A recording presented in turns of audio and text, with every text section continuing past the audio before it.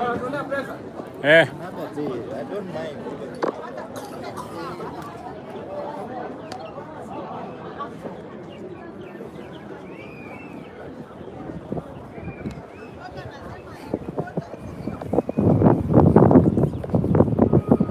Hiyo kia kukebele.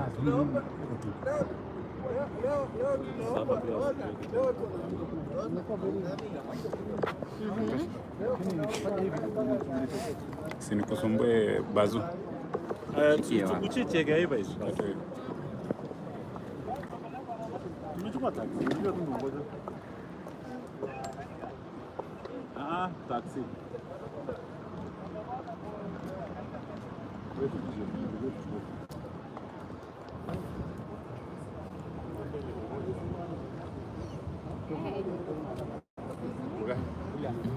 Kila kitu ni kungoja.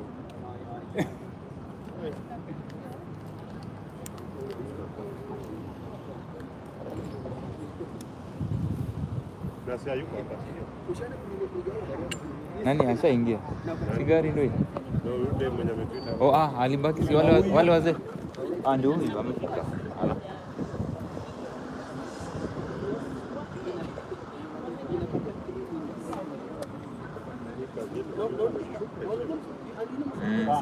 Zaidi. Tumeshukisha sisi wenyewe. Serikali ya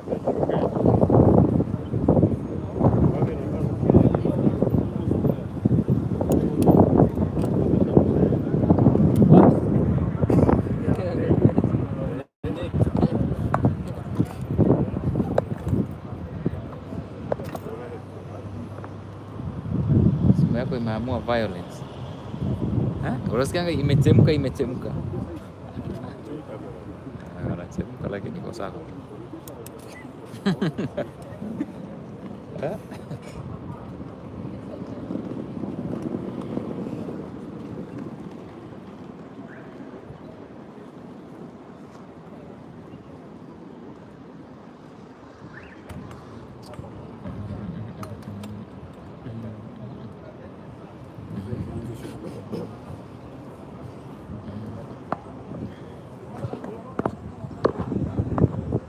So guys, thank you so much for joining, and of course we want to update you on what exactly they're going to tell us here. We're supposed to hold a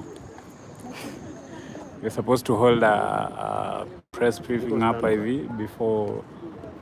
before anything. So as you continue waiting, just tuko hapa tukujuze tu.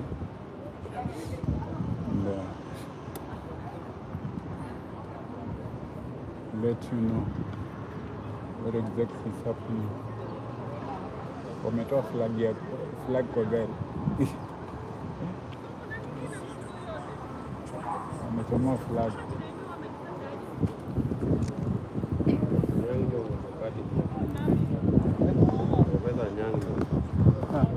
Wamechagua. Ndio party hiyo yenyu mnasema Raila. Chama ni ya wenyewe bwana. Watu waache mambo. Chama ni AJAABU.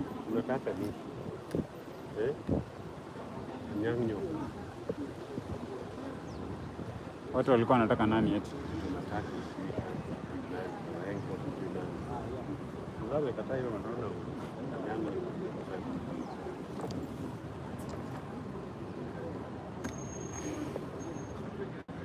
Lakini mtu kama Simba pia angeperform. Simba ndio kwa sawa. Hapo alikuwa yuko yote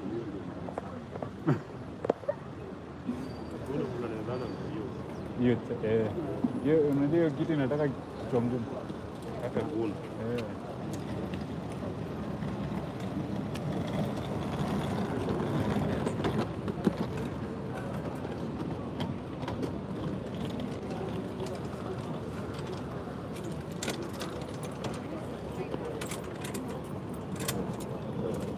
Nilikuwa nimetoka live sasa. Nianza kurudi tena inakuwa mlima kidogo.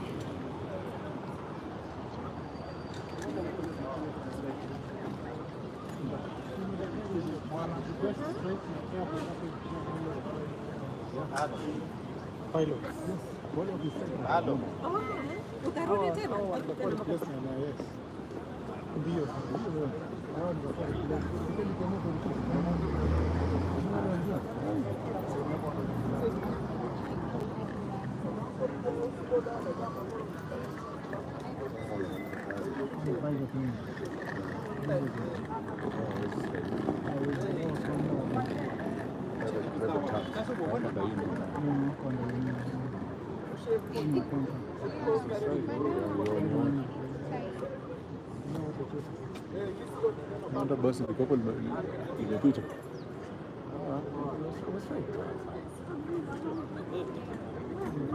Ni siasa kwa hapa ama ni PS? Serikali iko hapa wetu. Ndio madirector wanakuja na gari.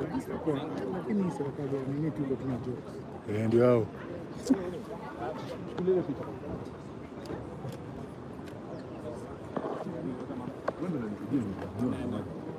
wakifanya demonstrations wote wanakuambia Ndio ma directors. Ndio ma directors. Mm. ndio tunataka kutoka hao wengine nao sawa. Wacha nakufanyia sio. It isn't playing. What do you mean? Where?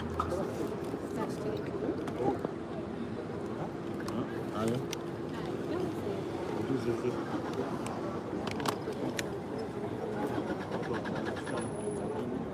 Lazima ni madirector sio wote. Ambia Kiruto kwa CT3.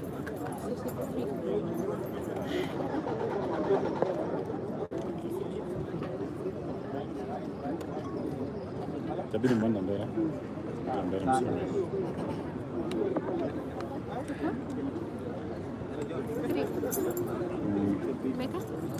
Three.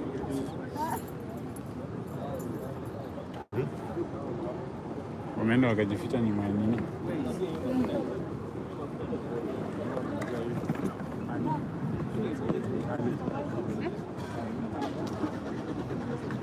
Siani wako sio huko. Siani ndio walikuwa na demonstrate. Ndio demonstrators. Ndio waandamanaji.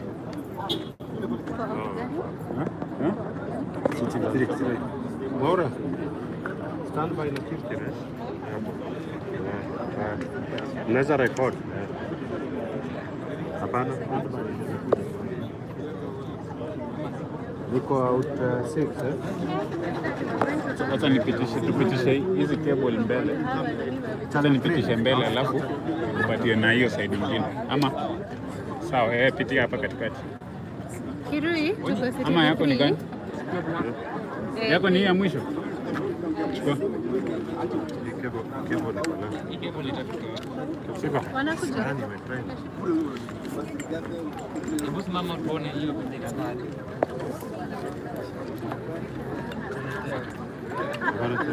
Maura kachukua.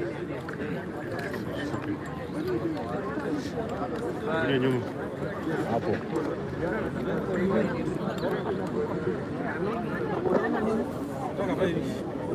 Ona hizi kwenda.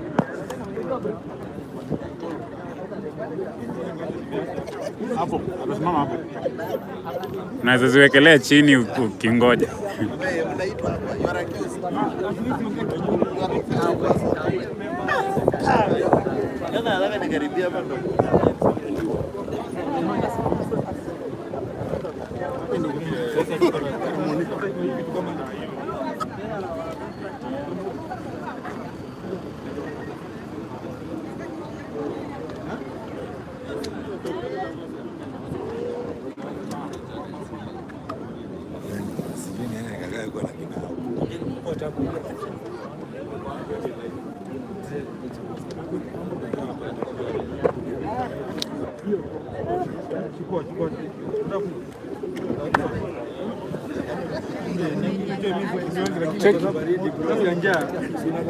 Pole. Songa nyuma kidogo. Unaweza songa nyuma kidogo. Cheki.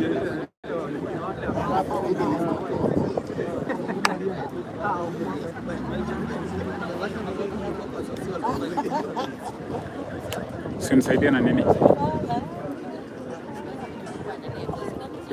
Simsaidia na kitu kama haka kale ka kuwekelea juu ya nini? Kutoka. Kama uko nako. Kutoka. Ama ile ya simu.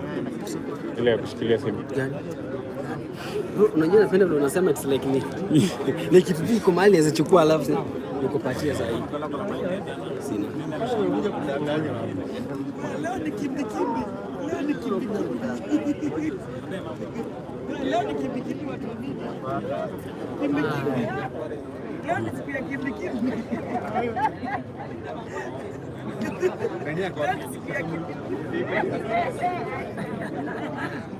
Wanapeka ndani tunatolewa. Leo ni siku ya kimbi.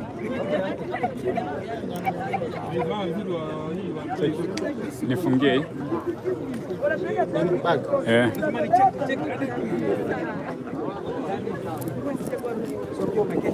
Mimi nimeshikesha na nimeshinda na nitakesha tena. Bwana ni nani? Kazi.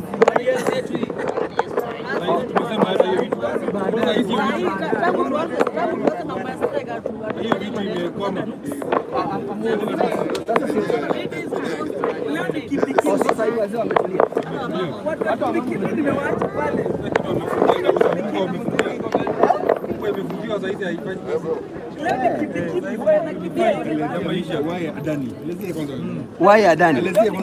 Ndani za we don't want ndani completely. Tumile kizungu yako. Because ndani is Israel. First of all, Adani has a very corrupt history. It has a blemish history. It's a individual who doesn't have any good history. Therefore, we reject them completely. Because even you go to Australia, they have said about Adani. You go to even in India themselves. They are rejecting about. When you are Stephen Lepen as history. Never making things through Jkia. Yes. And we know Adani is not just Adani. Kuna muhindi mweusi ambaye hapo na Adani. Inaweza sikiza wakidanganya. Kuna muhindi? Mweusi hapo. Muhindi mweusi ni supermarket. Hapa hivi. Anakaa hapa juu ya mlimani hapa hivi. Anajiita sijui mwenye nchi. Na ndiye mwenye ndani bado. 001. Hivyo sasa sisi tunakataa. Unaogopa kumtaja? Namba 1 ama namba 2? Umesema hivi. Yani ni swali. Wao usiguze mlima. Kwa hivyo? Mlima iko sawa? Mlima iko safe. Umesikia? Wacha tuambie, tumekataa kwa sababu hii kitu hata inakuza kwa sovereignty of a country. Tulifight colony 7 years ago. Na mkoloni sasa anakuja in the name of Adani. Hata sio neocolonialism, is real neocolonialism.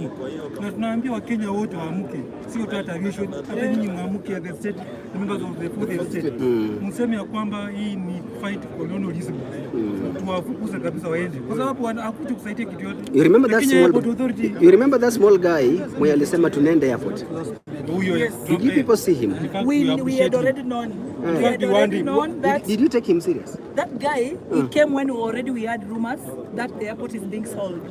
The guy came out of the rumor that was going around. So we knew it was true, there was something to do with Adani. And he was very specific. Muhindi ameuzia He was very specific. Mr. Promise. And we know Wahindi ni wachoyo. We know Wahindi, they are full of themselves. And we know there is no company in Kenya that is successful with Wahindi. So how comes we will allow them in our airport? If there is no, tell me one company that is successful because of Wahindi. And you know, there is the place that was hit by terrorists. How do we know that Wahindi did not have that terrorists in Westlands? You remember that mall? It was owned by Wahindi. So Wahindi, they are going to bring us more terrorists, more so in our getaway. Our airport is our heritage, and we are going to repeat it. It is our heritage. It's our getaway. If it was not sold by other presidents, we will not allow the president there to sell it. Yes. Yeah. Do you have any other question? We are here for you. Yes. And we are not rejecting investors. We are not rejecting. Okay, I have a point to make. You know, in Kenya, we have many organizations that have stalled down due to lack of money. I wish our president will create more jobs by bringing investors to such like companies. We know this is a golden bag thing, hidden in a way of investor. We know it's more than a golden bag. You know, they're targeting the only organization remaining in Kenya that is making money. So they go to KMTC. We know they have eaten money for KMTC, for railways, for everything, for Posta, for Kenya Power. Now they have come to Kenya, to Jkia. We are not going to allow. We reject Adani, whether he's coming with good money, whether it's coming with good benefits, we reject Adani in totality. Kenya is written Kenya Airports. You can imagine Kenyatta, the name Kenya to be written Adani. Will not allow that at any point. Yes, he's coming to milk our ad airport. Yes, Mwai Kibaki took loan to build the Terminal 1A. Another president Uhuru took loan to build Terminal 1B. Let Adani build airports in his own place. If he was rejected in Australia, we will not allow him to come to Kenya. And we reject Adani. Yeah, reject Adani. You reject and inject. You had a point, huh? You were saying something. We are not rejecting investors into this country. What we are saying is, the Adani deal, the way it is crafted, Kenya has got very big land. We can build an airport out there, a modern one. Let him get all the aircrafts he wants to that one. But let Adani leave Jomo Kenyatta. Yes. We have engineers to refurbish. Angeni hivi vitu wale watu wanapanga. Mko na swali lingine? Pia nyinyi ni wa maana. Ulizeni maswali yote Huyu ndio msomi wetu. But don't you think if Adani took over the airport, mtapata benefits sana? Because wamesema wanakuja na mazuri. Excuse me, where is the document showing? First of all, where is the document showing that Adani is coming with Mazuri? And again, it's a lie. Which Mazuri is he coming with? We have made our business. Our flights are flowing. Which other flights is he going to bring? Which benefits are you talking about, for example? What do you think is coming new, is bringing? What, according to your imagination, what do you think Adani is coming to do other than creating joblessness and truly coming, bringing human trafficking, money laundering? What do you think Adani can bring? They're refurbishing, they're renovating the airport. Remember that Kenya, as in East Africa, is leading. If we had the worst airport, we would not be leading. Remember, we are leading. Jkia is category 1.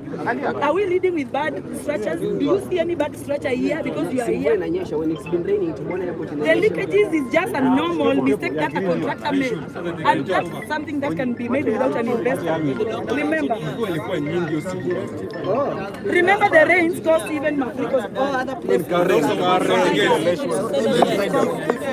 If your house leaks, you call for a neighbor to come and repair your own house. In summary, Adani is worse than Ukimwi. Yes. Period. Mbaya.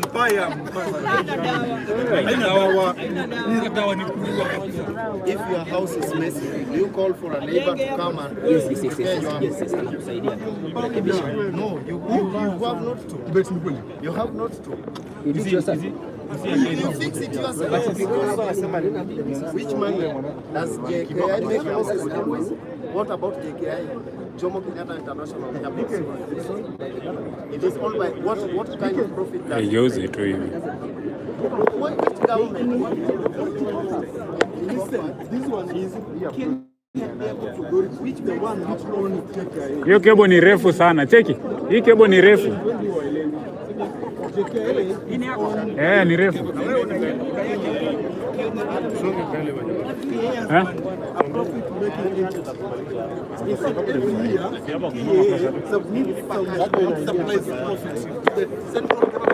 Sinikupatia hiyo nishikie.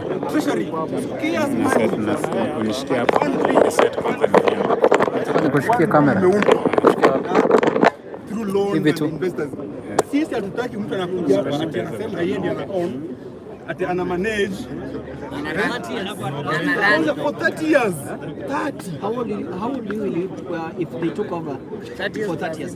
How will you live? I'll be 60 years. I'll be 60. I'm not 30. I'll be 60 years. Mzee. And your child will be 30. My daughter is now 3 years old.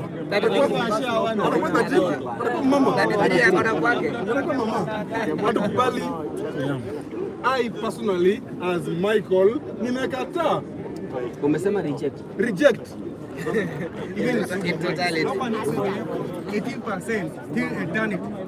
Listen, kujia kanisa Adani atakuwa na tuelimishane. 18% eternity. Listen, tuelimishane hapa. Eti profit ya Jkia Adani atapewa for lifetime. 18% the revenue. the profit that Jkia will make apewe for lifetime. Ameenda. Does it bring sense? Then ati kuna there is agreement imewekwa whereby hakuna any government which will come. No, hakuna serikali itakuja compromise ile agreement yenye side atimewekwa. Is compromise wanakuwa compensated. If low sum of money. New government will come and interfere with the agreement, watalipwa.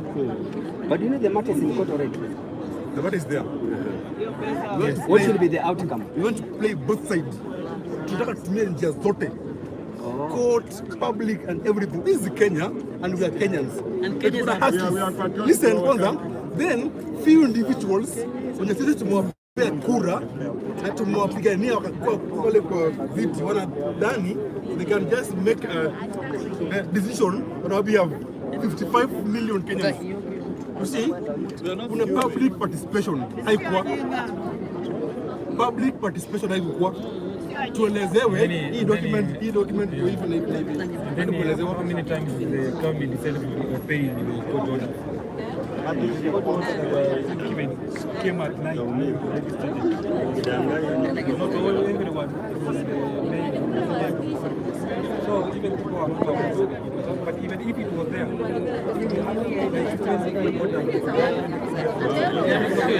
then why should we obey just one order? So you are saying that KAA obtained a court order to stop the strike? The union, not the only strike, but the union has given it many orders starting with CPA, touching on the issues to do with the welfare of the staff who are unionizable.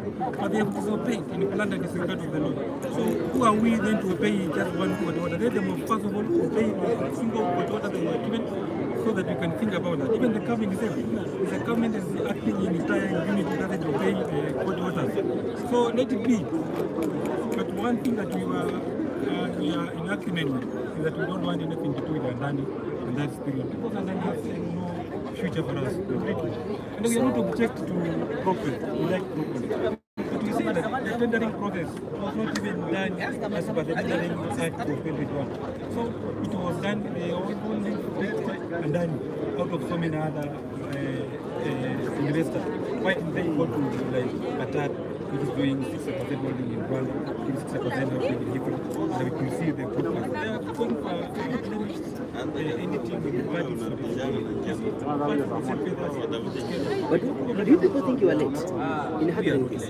You can reverse anything. The matter started in March. You see, it was done in 6 weeks. That's why even we are trying so hard to try to. It's been done in 6 weeks. So we appreciate even the agency for coming on and masking the issue. And we also welcome the Gen Z to welcome their move as a political move, straightforward. Welcome it very much. And we also fighting to to ensure that this character and learning we are good Kenyans. This is not just aviation worker. So that we find the new hashtag.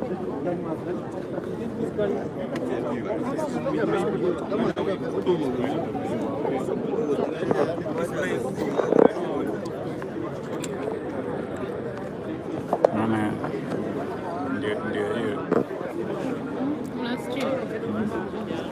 Nimekata nikaanza kwa nimestream 6 hours. Ndio kuna maviews kama basi hapeni hivi. Okay. Wengine nimekata ikiwa 400 watch. Yeah. Wisi maandamano hii. Watu kupiga kelele tu hivi wani. Unapata mambo zinapanda.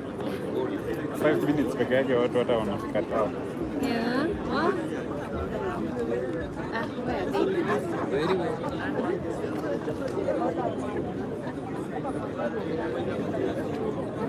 Why are you forcing yourself to part in front of my camera?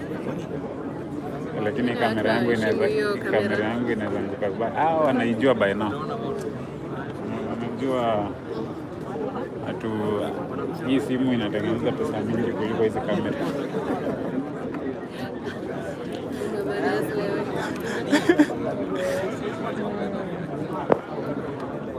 Adani must go. Tuko live, Monte tuko live. Joseph Mwangi, hi, thank you. Nimewawekea namba ya M-Pesa hapo hivyo. Nimewapinia namba ya M-Pesa hapo. So you can send your gifts. Mnaweza tuma bundles. Mutume whatever you want to send. The name is inaleta Daniel Nyagaka.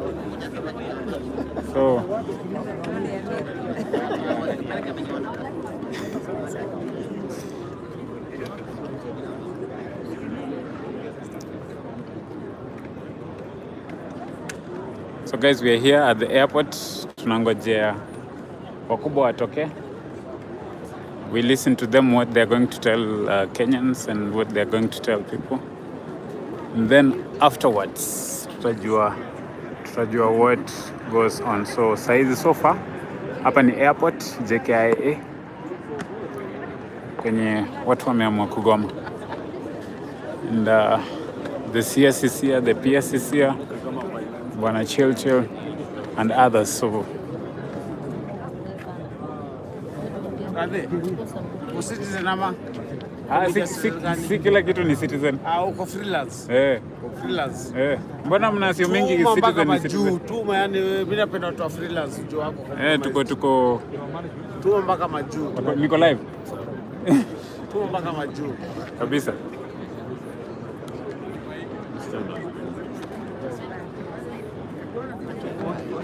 Why does everybody normally think that everything is citizen? Uko live citizen?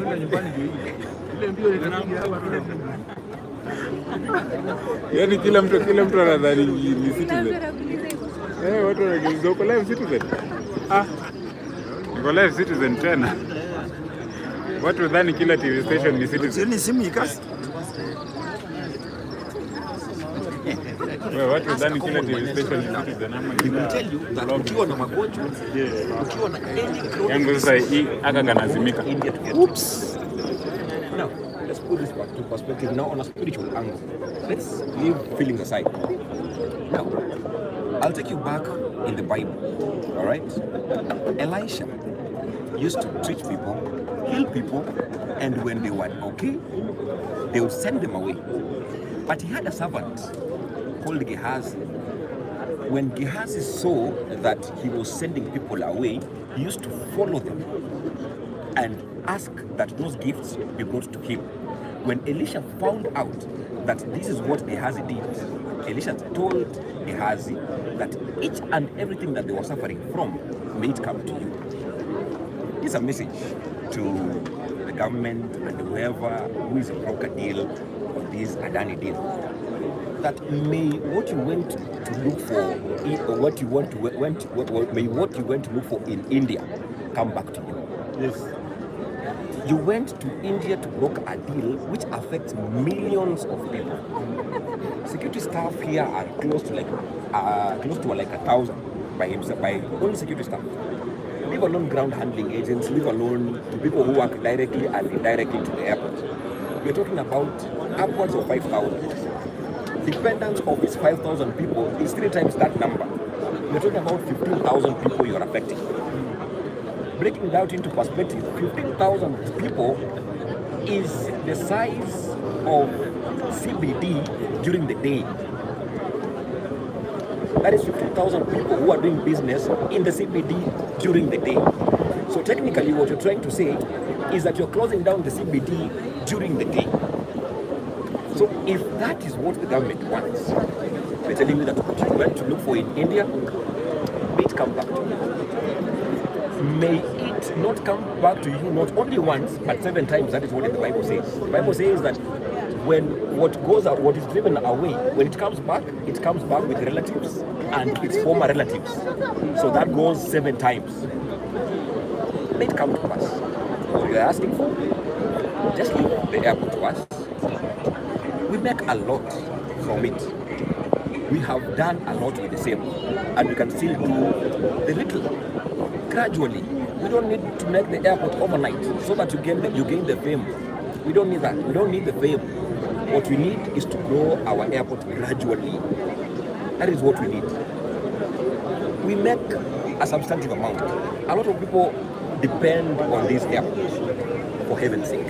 So my plea is that you don't have to make a name for yourself that when I was the leader, I built this, I opened a stadium, I did this and this, all there's a dam. No. Come slowly, hold down your horses. You shall be there. You just need time to grow it gradually. That's my perspective. Nyabuti Paul is my name. Nyabuti Paul.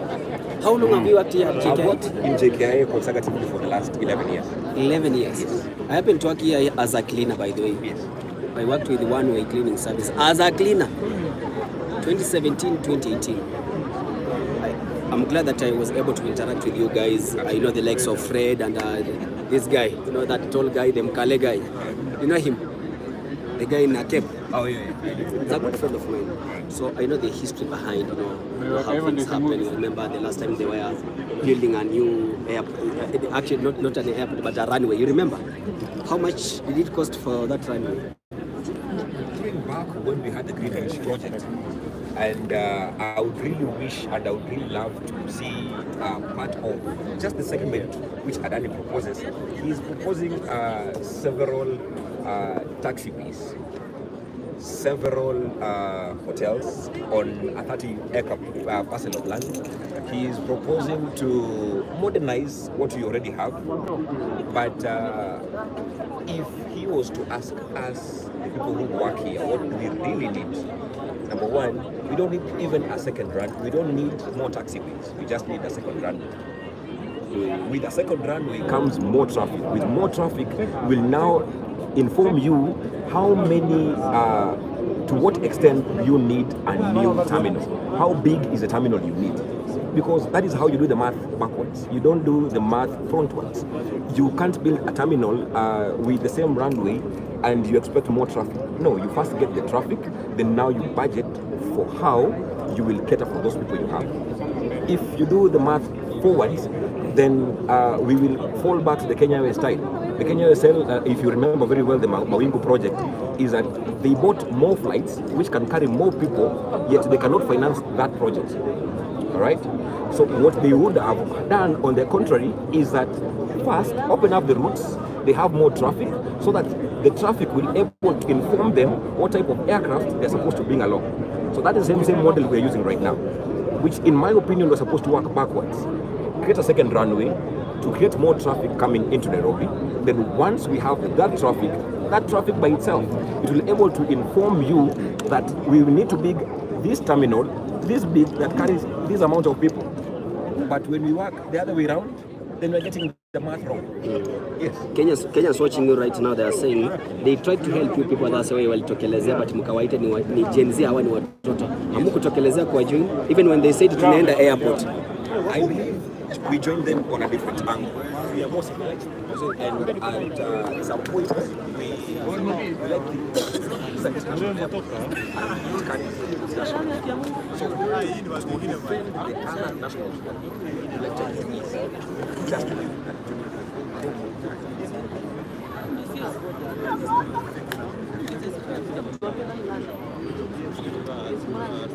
Bora, wanakuja ndio hao.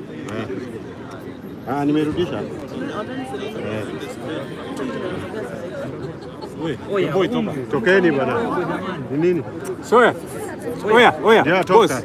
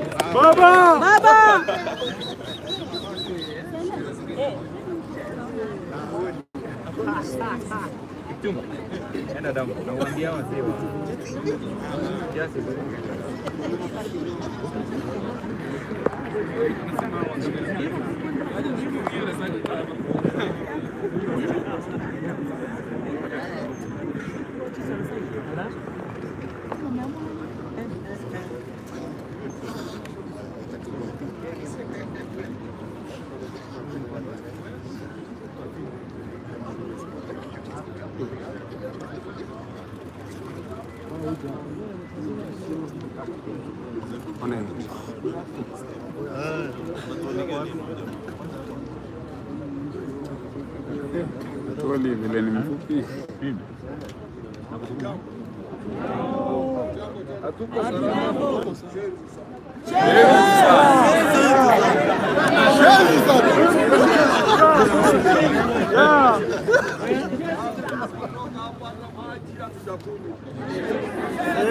Shezi sana. Kabla sijawasomea matokeo, ninataka ambaye alikuwa mwenyekiti na aliketi na sisi pia bila kula na ametupatia support mpaka watu wale. There is a friend of mine here in the place who doubted when we were leaving. Kaambia hapana, sisi tutakuja na agreement that is favorable to what we are. Kwa hivyo nataka tukushukuru management wa Kenya Airport Authority. Nishukuru pia management ambao tuko nao hapa Kenya Airways wa kuvumilia na kukaa vile mlivyokaa. Sisi tumesema kama kawaida hatuwezi. But strike sometimes is prompted by a situation that we cannot handle. And when you have a supportive government that responds to the needs of those who are the same needs, then you are sure of achieving what you want. When you have an organization, you have to count, I want to thank the leadership of count and most Yemen.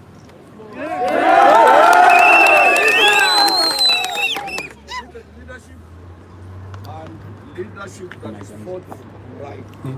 Na nataka pia kuchukua nafasi hii kushukuru serikali kwa kutupatia waziri kutoka kwa ofisi yake kukaa na sisi kutoka asubuhi mpaka saa hii bila kunywa maji, bila kufanya nini.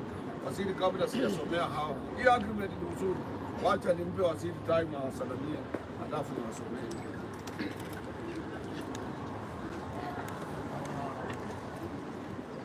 Secretary General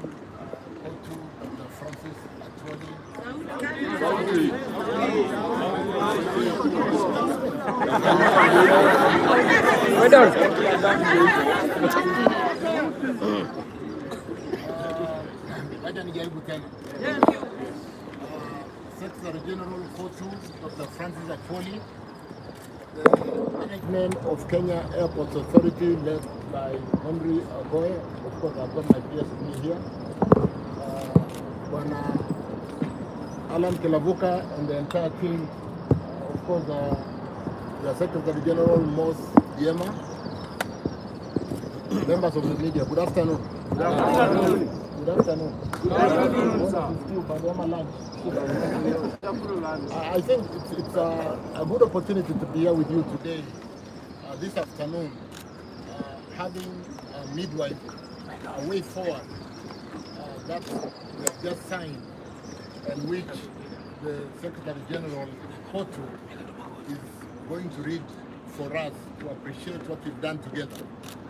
The challenge we have faced over time in our airport from the early days when we wanted to do the Greenfield airport in 2012-2013, and which has not materialized today, and which has become an embarrassment for our country, because we do all agree that we need a new airport, we need a new investment.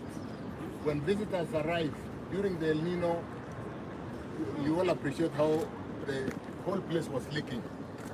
The facilities that could boost our dimension visitors from 4 million to the kind of numbers that we see in other developing economies. Kenya being the anchor state that we are, servicing through the port of Mombasa, the northern corridor servicing Uganda, DRC, Rwanda, Kigali, and the facilities need to be up to be able to stay competitive and remain the kind of anchor state we got to be. We need the kind of airports we see in developed economies to be able to create the kind of opportunities by attracting more visitors into our country. The challenge we have had is not having to communicate. I think we've had the challenge of communication as a government. And today and over the past few weeks, we have attempted to communicate. There was a bit of a lapse of communication in the way we've carried the public initiated, privately initiated investment by Adani in this airport. Because we do appreciate that we have a PPP Act which allows private investors to seek opportunities to invest. And when this is done, we do negotiate on certain parameters. We negotiate on what you might have come to understand as what would be the return on equity we are going to allow them. We negotiate on the debt equity ratio because ordinarily equity is expensive. And because equity is expensive, you don't want the debt equity ratio to be significantly, or the equity to be significantly high. So at a debt equity ratio of 30-70, 30 being equity and 70 being debt. You know, when you borrow foreign currency or foreign denominated loans, you can borrow at 8-9%, maybe today up to 10%. But for equity, you can get equity given the market today. You can get it up to 18%, 16%, maybe 15%. So when you do a debt equity ratio of 30-70, we do appreciate that the equity part will be slightly expensive. But the beautiful thing is that we price down percentage of equity so that whereas equity is expensive, it is only 30%. So these are some of the disclosures. These are some of the disclosures we have not carried us along to understand what exactly we are doing. Then next time we'll have a loudspeaker so that we can communicate well. So with the disclosure that we need to make, what kind of timelines are we looking at so that when the concession agreement is processed through the PPP Act, and there's a very articulate process which will include coming to the board of KAA, it will include getting the legal opinion from the Attorney General, it will include going to Cabinet,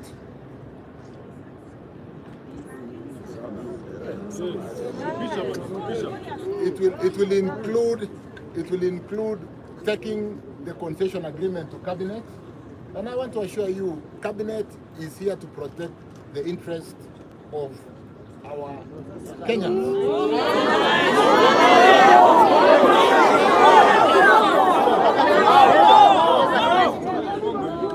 Adani must go!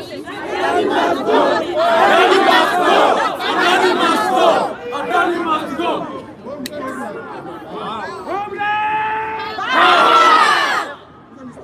Yoni sawa.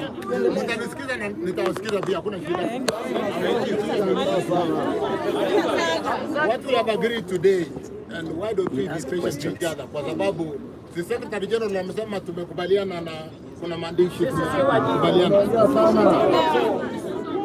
Let me allow the SG to basically read through what we have agreed, how we are going to work together, and build consensus on way forward. And I don't see any points of divergence if we are talking to each other, if we are communicating. So we have agreed that we'll work with your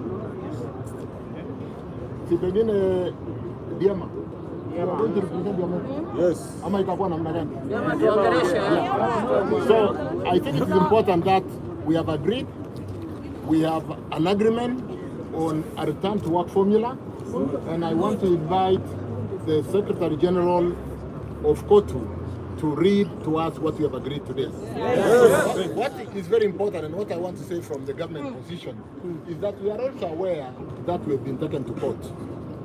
This presents a good opportunity to present all the documents to court in a form of a public participation, because maneno ikienda kotini, all the documents will be put out there. And this is part of the communication that will help us as government to continue communicating, continue public participation, and ensure everybody does get what the government is seeking to do, to basically employ the PPP framework to open our infrastructure in roads. I also represent roads, to open our infrastructure in airports, to open our infrastructure in schools for our students and so on and so forth. So I want to thank you, Brother Atoli, for being with us this afternoon, for reaching that consensus agreement on a return to work formula. And let me now invite you to come and do my manage program from there. Asanteni sana. Thank you so much.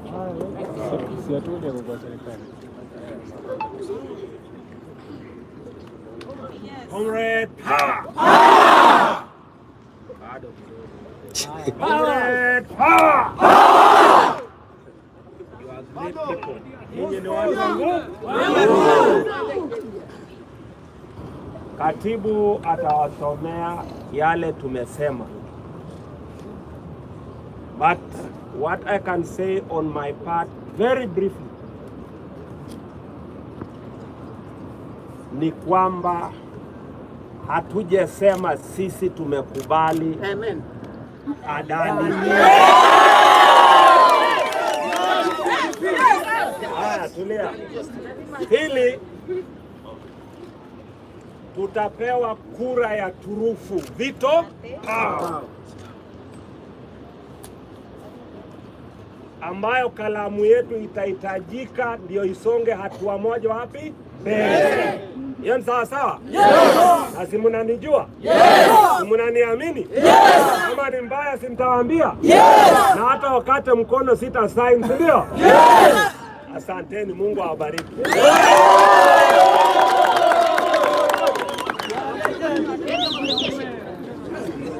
Check. Umesikia hiyo? Yes. Nipangie. Ile ndiema amesema niweke vizuri. Ya kwamba we as a trade union and your trade union, you will move together with management and government kwa hii issue mpaka mwisho. Kwa hivyo ile ndiema anasema hii agreement haisemi ya kwamba from today mambo yote imekwisha. It's a process, ndio. Na kwa hii process we have gotten a stake ya kwamba ni lazima tutakuwa ndani kabisa. Wale watu waliokuwa katika huu mkutano under the chairmanship, able chairmanship of CS, ilikuwa ni mimi Francis Atwoli from Kotu. We had my chairman general, Reverend Joel Kangie Chebi. We had Mr. Mohammed Dagar, CBSPS Transport, Mr. Alan Kilavuka, Group CEO and MD of Kenya Airways. We had Mr. Henry Ogoe, Acting MD or CEO, Kenya Airport Authority. We had also Brother Mos Ndiema, General Secretary. We had Brother Robert Nchoro from the union, Daniel Yatich from KAU, of course, Brother Walton Gary from KAU, Brother Anton Kajita from Kenya Aviation Workers Union, and Sister Dorcas McKenna from Kenya Airways Workers Union. Kenya Aviation Workers Union. That is Sister Dorcas McKenna. This was a very strong team that iliangalia in each every area of your concerns. We have agreed to resume work on the following conditions, of which we have already agreed on them. That now we have received, so mnajua tulikuwa hatuna documents. Yes. Documents have been made available to us, most pertinent documents as requested by the union. We undertake to go through them within 10 days, working days, and flag out areas of our concern which shall immediately be pointed out with a view of jointly engaging in discussion with government, Kenya Airways, Kenya Airport Authority, after we have flagged out our concerns. Now the government iko ndani. That the meeting shall be immediately convened after the said period of 10 working days.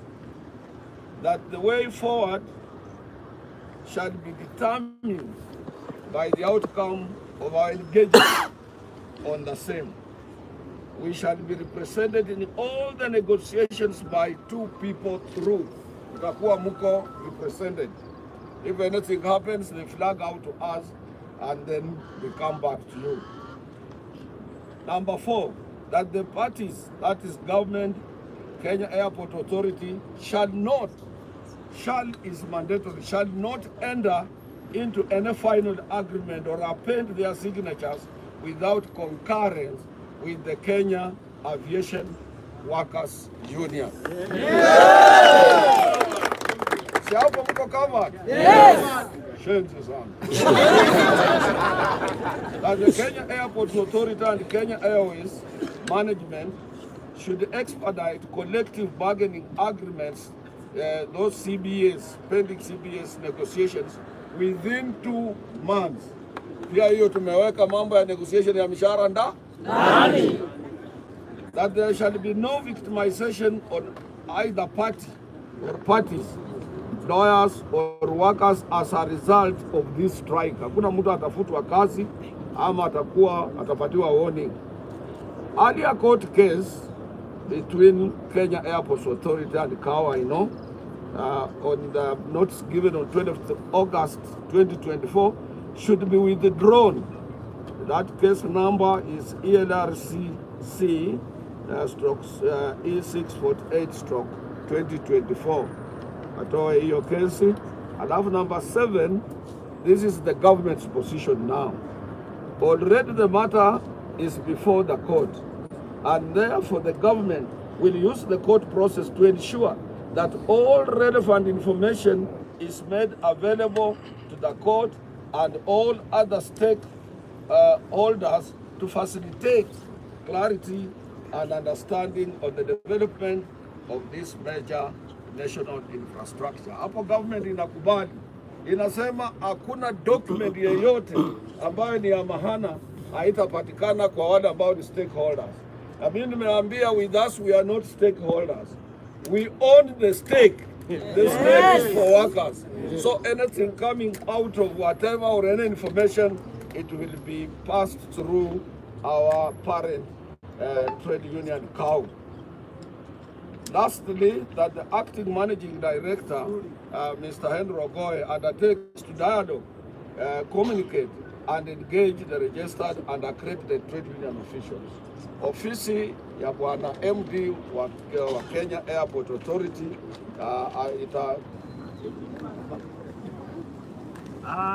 sasa tumemaliza mgomo, si ndio? Yes.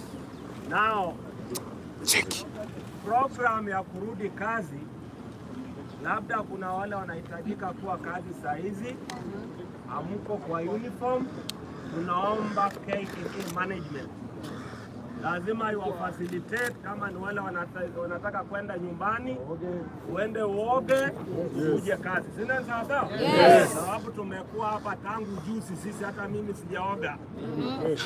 Kwa hivyo hiyo matayarisho ifanyike. Kama hiyo hapo tungekuwa mzuri, tungekuwa na maji warm ya kuoga, tungekuwa na hoteli, mngepelekwa mkule, lakini aizuru wanyonge sisi tunaishi. Kwa hivyo nobody should harass you. Mtu asikwambie kimbia kazi. Sasa nimesema wazi mbele ya serikali, muendeshwe polepole. Kama ni basi ya kwenda Kayole, uende oga, ndia dereva nipatie 45 minutes, urudi wapi? Stage. Sasa watu wangu ya strong.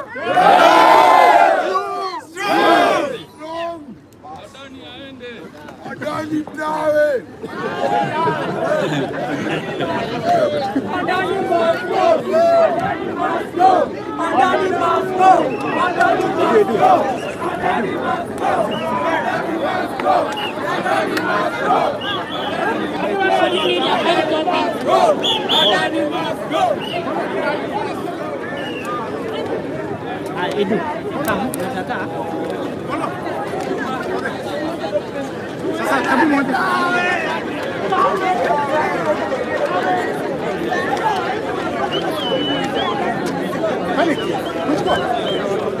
Oya, pita polepole kwa hizo kamba.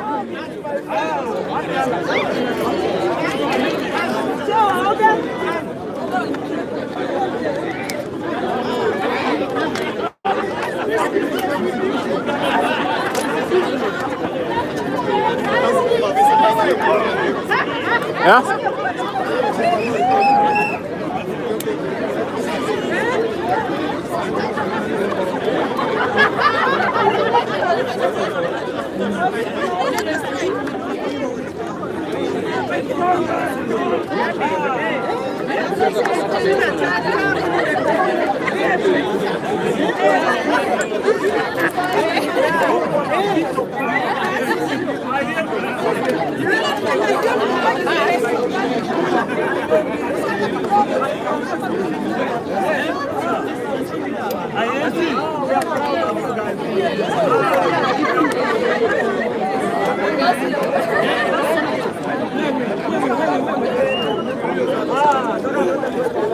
Thank you so much, guys, for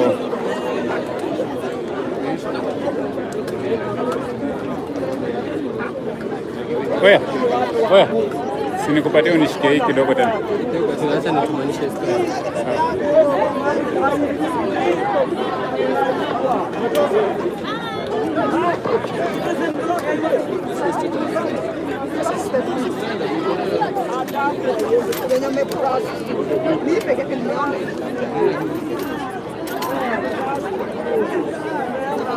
Check. Si unishikie hivi dakika moja. Simu yako umempa nani?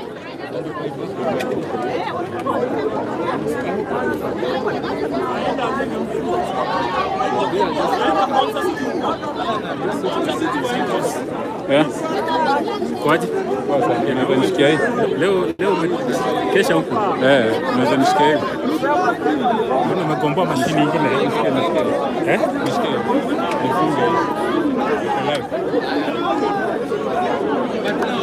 Guys, thank you so much kwa wale wenye mmekuwa mkiwatch. Karibia kidogo wasikie sauti yangu. Thank you so much kwa wale wenye mmekuwa mkiwatch. And don't forget kuna M-Pesa namba yangu hapo. Na M-Pesa namba iko hapo. Fanya ile kitu. Sasa si unishike pia. Si unishike pia. Dakika moja tunakushika sasa. Chukua wapi? Sasa ni ifunge.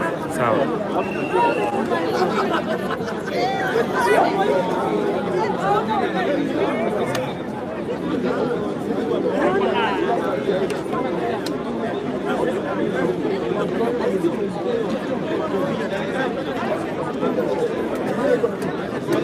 Bado kuna nini? Kuna crisis huko hapo pale terminal A.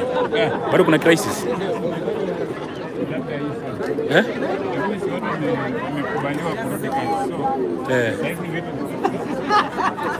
Ndio nasema queue bado iko. Queue itaisha. Nataka kuchukua hiyo queue. Unajua nimefika hiyo akitaka kwa address.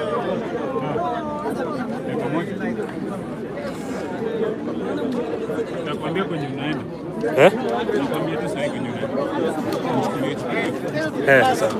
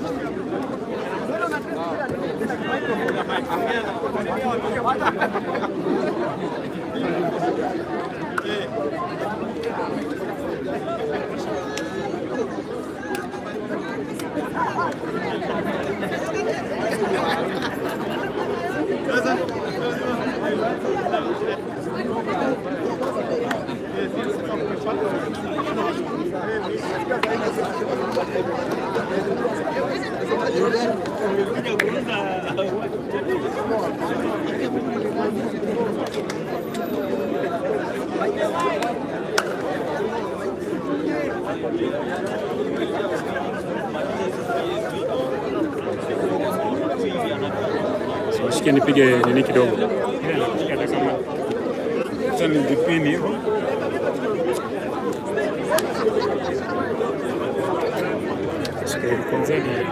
Guys, thank you so much for watching. Manze tuna so workers wa KAA, it's breaking news that workers wa KAA are back to work. And now it's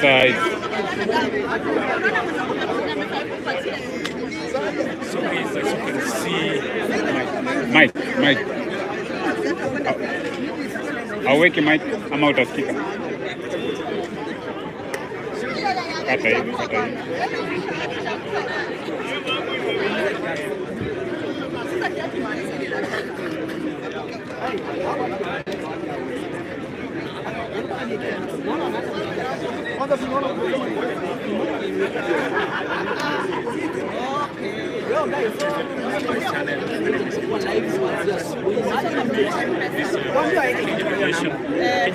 after being addressed by PS.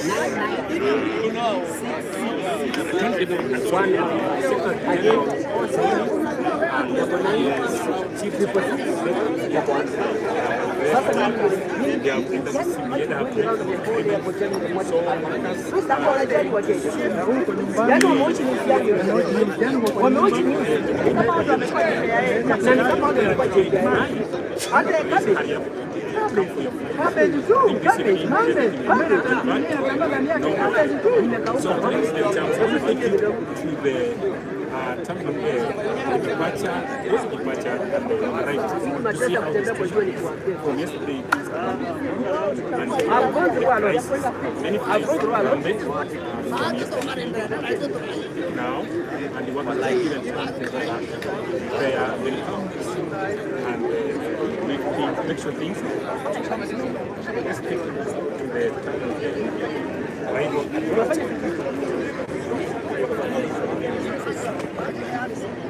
sasa nipeleke pale ama bado unachukua huko? Mimi nataka nichukue watu hapa kwanza wale. Nataka nichukue watu hapa. Acha nifike nikuje. Enda hivi, zunguka hivi. Wanazuia zunguka hivi. Huko juu ndio watu wako wengi sana. So zunguka hivi. 799 Guys, thank you so much for those who joined and for those who have been with me. And then yes, until next time, nashukuru sana mmekuwa na mimi huo muda wote. Tutaendelea kuwaletea mambo vile yanaenda, au sio? Thank you so much. God bless you. Alafu namba yangu imekuwa hapo by the way. Niliwawekea namba hapo. Ann, una delete message zako, sana. Una delete message zako sana.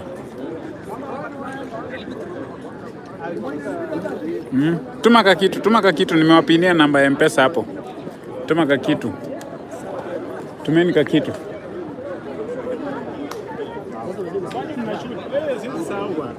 pesa ngapi unataka